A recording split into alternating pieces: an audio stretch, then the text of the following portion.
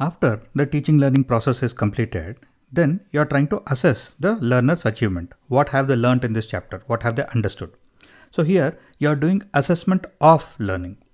And in the previous video, we discussed about the various types of assessment.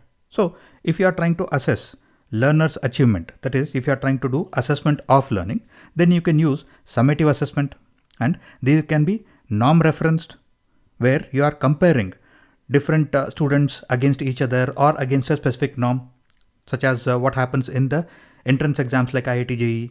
Or we can use criterion referenced, where you are comparing all the children or evaluating their performance against a specific criteria or a specific pass percentage, like what happens in CTET, where all the students who meet the 60% cutoff marks are declared pass. So there is no ranking or comparison of students. All the students are being compared against a specific criteria. So this way you can use summative assessments, which are norm referenced or criterion referenced, for assessing learner achievement.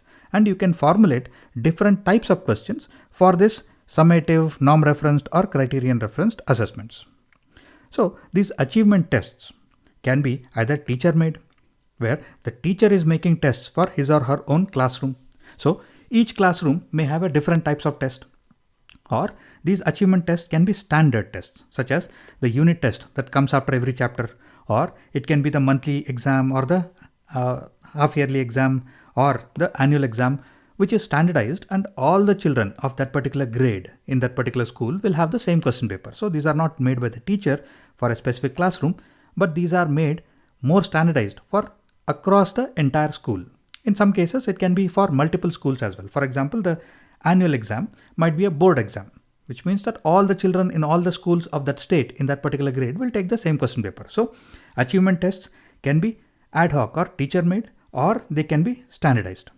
And these achievement tests can be oral tests, they can be written tests or performance tests. And these tests can be objective type or essay type or descriptive type. And depending on what kind of test you are doing and what is the purpose of this test, you will formulate appropriate questions for assessing learner achievement. And whatever might be the purpose of the test, whatever might be the format of the test, you have to follow some good test item creation principles, which we will discuss a little later in this video.